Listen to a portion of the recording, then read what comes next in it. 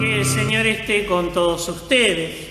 Hermanos, les anuncio el Evangelio de nuestro Señor Jesucristo según San Mateo. Gloria a ti, Señor. Jesús dijo a sus discípulos: si tu hermano peca contra ti, ve y corrígelo en privado. Si te escucha, habrás ganado a tu hermano. Si no te escucha, busca una o dos personas más para que el asunto se decida por la declaración de 2 o 3 testigos. Si se niega a hacerles caso, dilo a la comunidad. Y si tampoco quiere escuchar a la comunidad, considéralo como pagano o publicano. Les aseguro que todo lo que ustedes aten en la tierra quedará atado en el cielo, y lo que desaten en la tierra quedará desatado en el cielo. También les aseguro que si 2 de ustedes se unen en la tierra para pedir algo, mi Padre que está en el cielo se lo concederá, porque donde hay 2 o 3 reunidos en mi nombre, yo estoy presente en medio de ellos. Palabra del Señor. Gloria a ti, Señor Jesús.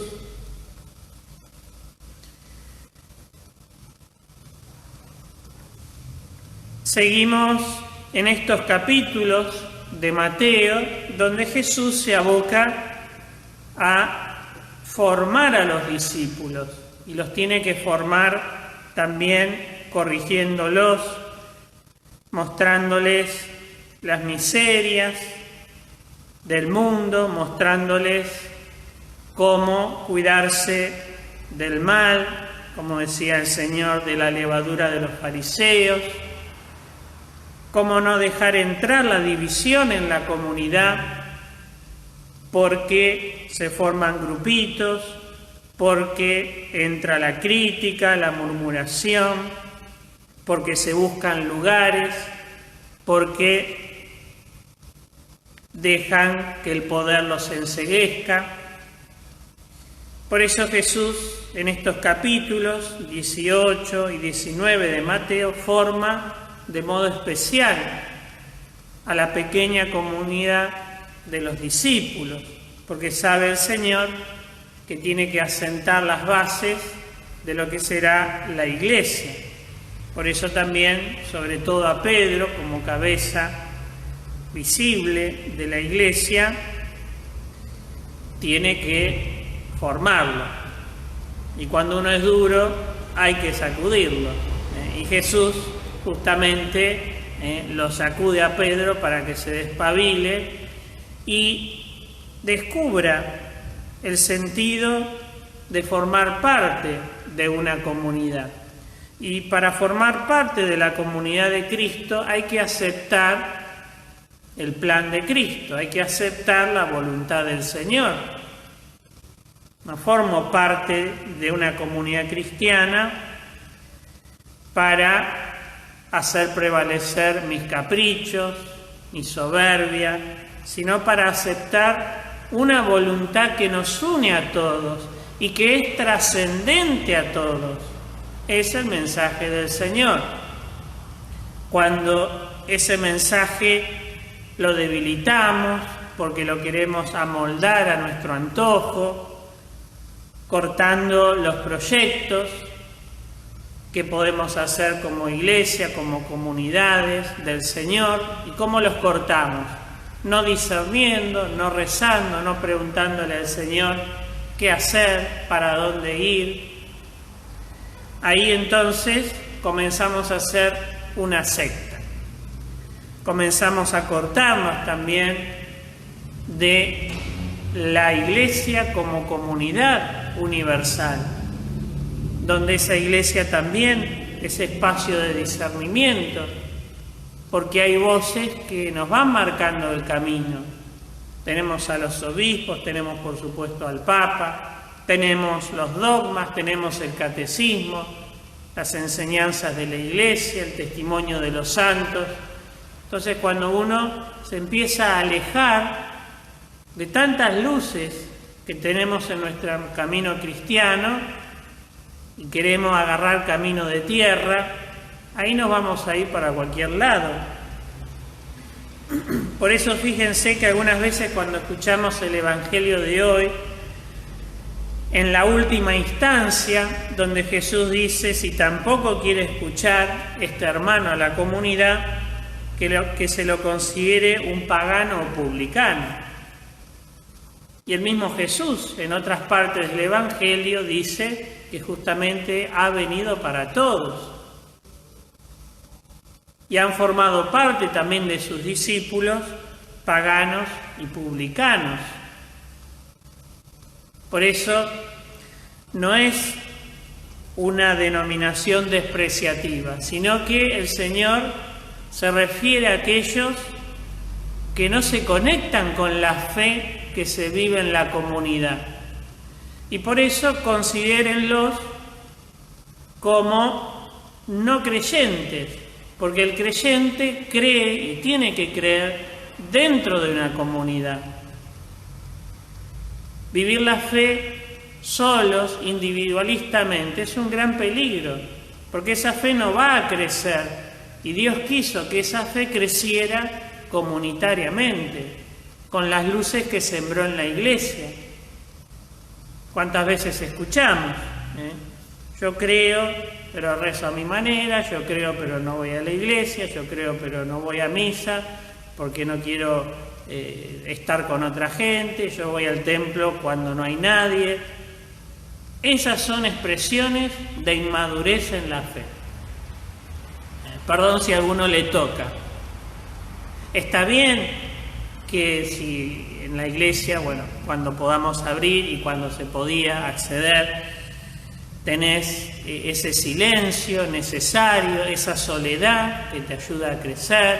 Está bueno eso, y que lo puedas encontrar también en tu casa, esos momentos de soledad que te ayudan quizás a una mejor intimidad con el Señor. Pero ojo, está el riesgo de hacer una fe a nuestra manera, fabricar una religión según nuestros criterios.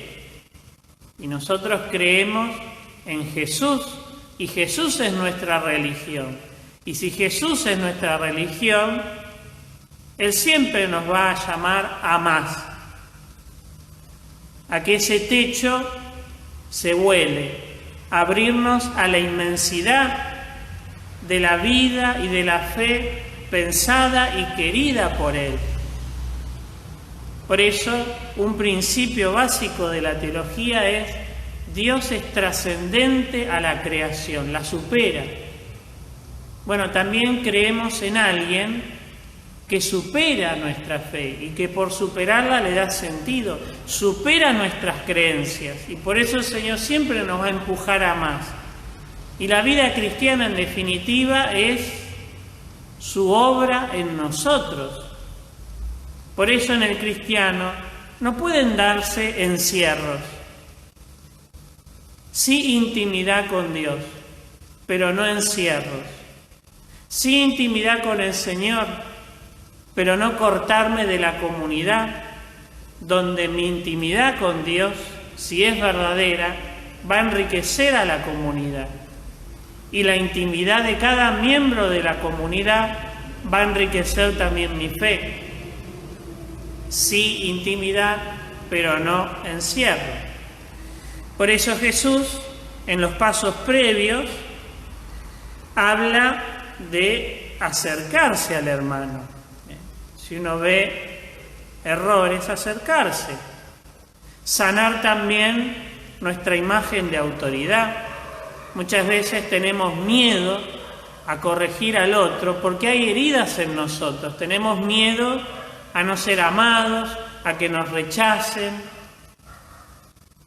Ese miedo con Jesús desaparece, porque el Señor me da la experiencia de que soy amado, y porque soy amado puedo hablar con confianza al otro, porque ya tengo una seguridad previa.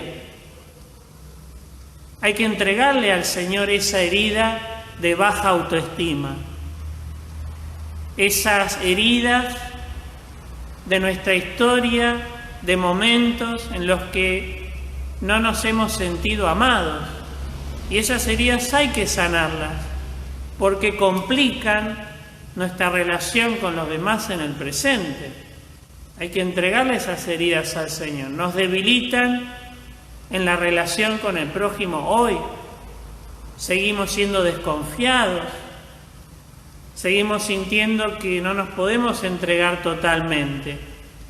Que siempre es bueno guardar una parte para el otro. Seguimos atados por esa viveza de mirar con ojo clínico todas las cosas, pero no aceptar que el otro también es imperfecto, es débil y que por lo tanto necesita de mi ayuda, de mi palabra para crecer. Y yo necesito también de la ayuda de la palabra, de la corrección del otro. Cuando dejamos entrar el perdón del Señor en nuestras vidas, también ese perdón se vive en comunidad. Y ese perdón vivido en comunidad genera diálogo, genera reconciliación, genera aceptación de la vida única y original de cada uno de los miembros. Y por lo tanto se permite el amor maduro, el amor ubicado, el amor encarnado, porque algunas veces podemos amar una fantasía del otro, pero no al otro tal como es. Cuánta gente vive vínculos muy heridos, nocivos, obsesivos, por amar una fantasía y no la realidad. Y Jesús nos llama a amar la realidad. Y por eso en la última instancia, el Señor, fíjense que también nos invita a valorar la comunidad, a valorar los proyectos que Dios siembra e ilumina en una comunidad, a valorar los lazos que se fueron formando en esa comunidad. Y aquel que la quiera dividir, si no aceptó la corrección, si no acepta caminar en el camino que esa comunidad está haciendo, bueno, encomendarlo a las manos de Dios, porque Dios es el último garante del amor. Y esa persona, más allá de todo, es hija de Dios. Y Dios sabe qué hacer con esa persona. Reconocer también los límites en los vínculos, los límites en una relación. Cuando el corazón se cierra tanto, entonces hay que recurrir a los límites y encomendar al otro a la misericordia de Dios. El Papa Francisco justamente hablaba, ¿no?, de la pedagogía de la recuperación. Debemos crecer en eso como comunidad. Debemos crecer en la corrección fraterna. Y para crecer en la corrección fraterna hay que crecer también personalmente en aceptar que Dios me muestre mis miserias, en ponerlas en sus manos, en vivir cada día el alimento necesario del perdón, tener momentos de perdón cada día, orar, como siempre dijimos, la listita del perdón cada día. Eso va a ir también trabajando mi interior, va a ir generando un corazón rápido para la aceptación, para la reconciliación, para soltar, no retener en la bronca, en el resentimiento, en el odio a alguien o a una situación. El corazón que vive cada día el perdón va a tener más libertad para soltar y para encomendar al Señor. Como decía San Pablo esta semana, el Señor es el que me juzga. Por supuesto, Dios me hace participar de ese juicio, para ver, para discernir, para ser objetivo, para distinguir el bien del mal, que algunas veces nos cuesta y confundimos las cosas. El Señor nos da objetividad en la vida. Fácil es criticar difícil es corregir, pero es necesario corregir y evitar el criticar. Y para eso hay que crecer en el perdón, en el amor, en el discernimiento y en el deseo, pedírselo al Señor, de vivir la fe en comunidad. Ojalá que cuando podamos abrir los templos, también muchos que se han acercado a la misa, a la vivencia de la fe a través de las redes, acudan también a los templos, a las comunidades, porque ese es el deseo del Señor. Y así se vive la fe cristiana, en comunidad, no como solitarios. Que así sea.